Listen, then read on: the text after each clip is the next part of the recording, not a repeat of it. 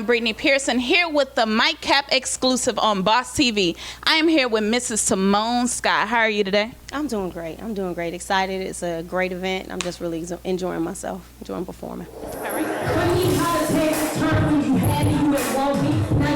me down like I'm your game trophy, but you see, you see, was blind now you see, and you know what from you, but now you steady trying to see. It's far away from me, it's possible. I got that PhD flow, and you still stuck in high school.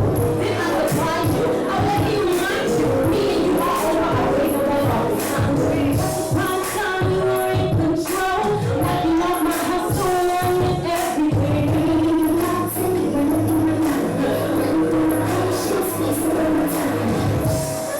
Things change and grow, not as naive as I was before. But I'm gonna let you behind, though. Oh, I'll be your proud. Yeah, you know me, yeah, but you need me now.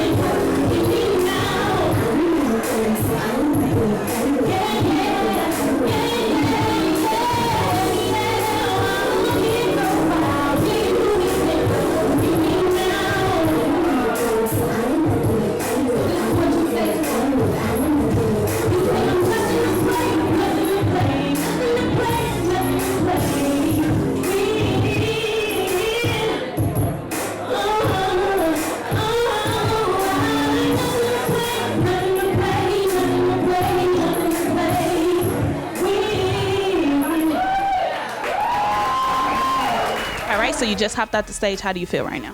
Tired. No, I feel great. The crowd is really great. It was a wonderful turnout, and everybody is kind of like they're into it, and that's really dope to have in these type of performances where people, you can tell that they're listening. They're not just kind of like swaying to the beat, but they're actually listening to what you're saying. So I loved it. It was a great performance. One of my favorites this year. All righty, so what's a typical day for Miss Skye? Wake up, record, mix, go to sleep, eat, and then probably do the same thing over and over again. I have a project that's coming out soon, so that's basically like my life right now, is trying to get my songs together. So that's basically my day, and a show. In between there is some type of show or something, so yeah, that's it. All right, so what have you learned from artists that you admire to help you perfect your craft and things that you're coming out with? Be reckless. One of my favorite, my favorite artist is Prince. And the reason why I love Prince so much is because he had this like really quiet personality, and it kind of reminded me of me and how kind of like tight, you know what I mean, like boxed in, that I always felt. And then you would listen to his songs and they were just completely off the wall, just reckless. He would say whatever it is that he felt like saying, however dirty he felt like saying it, he would do it. And that really, like, listening to his music really made me feel like, okay, I may not be able to, you know, step outside of myself on a regular basis, but in my music, I can be as reckless as I want, and nobody can tell me anything different. So that's one of the things that whenever I write songs or I sit down, I'm doing, you know, vocal production with other artists, that's how I try and approach it. What do I feel, regardless of how other people judge it? How do I feel about it? So that's definitely one of the things that I pay attention to. All right, so being from Detroit, Michigan, D-Town in the building, so how have Houston enhanced your singing career, or how has it made it change from you being in Michigan to here?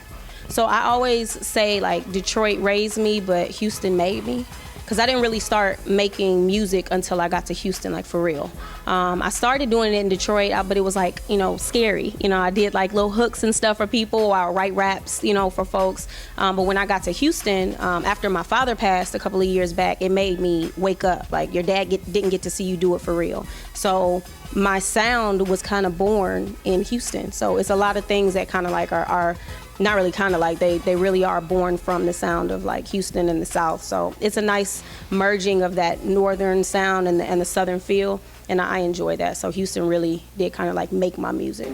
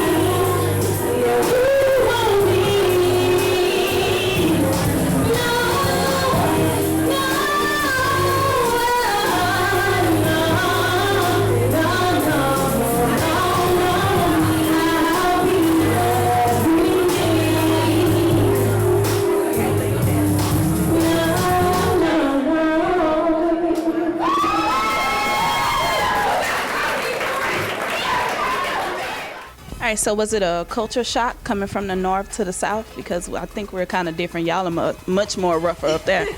Well, actually, I didn't have, the culture shock didn't happen here. When I went to Hampton University, when I moved from Detroit to Hampton my freshman year, that was my culture shock, because that was the first time that I met people from DC, and that was the first time that I ever saw someone with dreads. I had never seen anybody in life with dreads before I moved there, and I met people from Houston, and some of my close friends now. My college best friend, she lives here. So coming here, it was easy because I had friends from college that were out here. I had, I already had family and stuff. They had moved down, so I didn't get that much of a shock when I came out here. I got it when I went to Virginia, but this just felt like home. My grandmama and them was here, so you know what I mean. Like, as long as your grandma there, you good. Like, it's always home. So I didn't really have a shock, but it definitely did change my outlook. It made my world larger than just that, that tiny little square. So your grandmother is here, Yes. Southern. So what's your favorite meal you like your grandmother to cook for you? Well, we're Creole.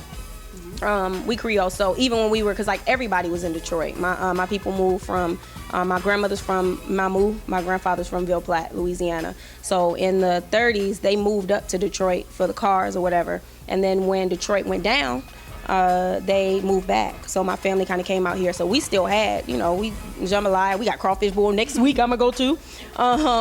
But like, I mean, gumbo. Normally November is when my grandmother started cooking gumbo. But my grandfather, don't tell my grandmother. My grandfather does better gumbo. Because he makes a lighter gumbo. My grandma makes a dark roux. So it's like a dark, but my grandfather makes like a light gumbo. So that's probably like the one thing that I eat like until I just can't anymore. It's probably some gumbo for my granddaddy. I still like your gumbo grandmama, just not as much. All right, so she's having a crawfish boil next weekend. Hopefully, I'm gonna be like, let me come so I can have some crawfish and tell grandfather to make sure he make that gumbo. And tell your grandma too, so I can compare. Exactly. All right, so before we wrap up this interview, you have anything to add, like your social media account? Everything is Simone Skye. I have a new project that's gonna be coming out this summer. It'll be my first, that's what I said before, it'll be my first project in 3 years that I've put out, so I'm really excited about that. But it is SIMONESKYE.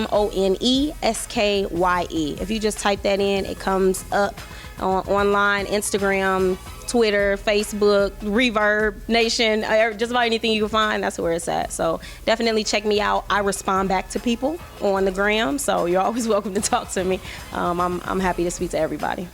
All right, you heard it here first on Boss TV. Miss Skye is a very humble person. She talks to anybody, but not the crazies. Not the crazy. Not the crazy people. I have one comment just because it's funny, but I'm not going to respond back and forth too many times. She's not going to play with you. She's not going to play with you on Instagram. I'm Brittany Pearson, and this was Simone Skye. Thank you so much for allowing me to interview you. Anytime. This was a Mic Cap exclusive. Thank you.